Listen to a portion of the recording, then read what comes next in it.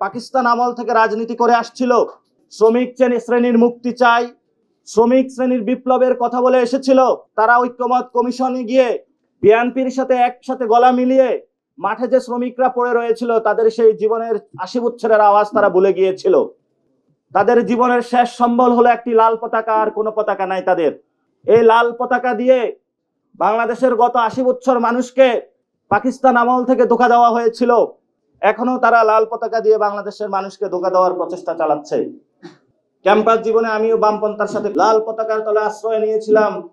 যৌবন তখন গরম ছিল, তো মনে করেছিলাম এই লাল পতাকা দিয়ে শ্রমিক শ্রেণীর মেহনতি মানুষের মুক্তি হবে।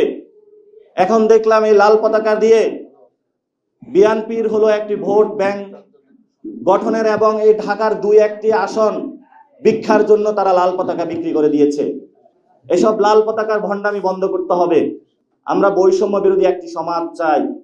আমরা লাল পতাকা দিয়ে বিএনপির ২-১টি সিটের ভিক্ষা চাইতে এই লাল পতাকা বাংলাদেশে প্রতিষ্ঠা করা হয় নাই।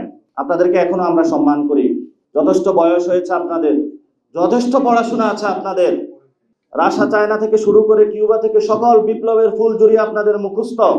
আল্লাহর দোহাই লাগে এসব ফুলঝুরি লাল পতাকাকে আপনারা ২-১টা সিটের কাছে বিক্রি করে দিবেন না।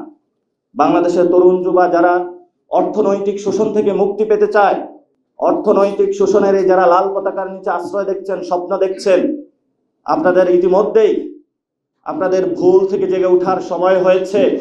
আগামীর যে রাজনৈতিক সংগ্রাম, প্রত্যেকটা মিল ফ্যাক্টরি থেকে শ্রমিকরা দলে দলে সবাই বেরিয়ে আসবে, এই জন্য আমরা তাদের মধ্যে কাজ শুরু করেছি।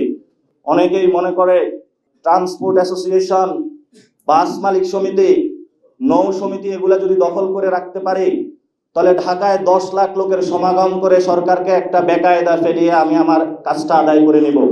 তো যারা আপনারা এই যে শ্রমিক শ্রেণীকে বাস, ট্রাক, রেল শ্রমিক সংগঠনগুলা করায়ত্ত করে মনে করছেন যে রিফর্মের বিপরীতে গিয়ে বাংলাদেশে আরেকটি স্বৈর শাসনের পথে নিয়ে যাবেন, এই লোকগুলাই আপনাদের দিকে আবার ঘুরে তাকাবে। তখন আপনাদের পালানোর পথ আপনারা পাবেন না। এটা ইতিহাসে ঘটেছে, এই শিক্ষাটা আপনাদের নিতে হবে। আমরা বিএনপি জামায়াত কারো বিরোধী নই।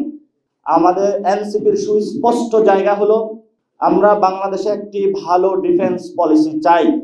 খবরের কাগজ, নিখাত, নির্ভীক, নিরপেক্ষ।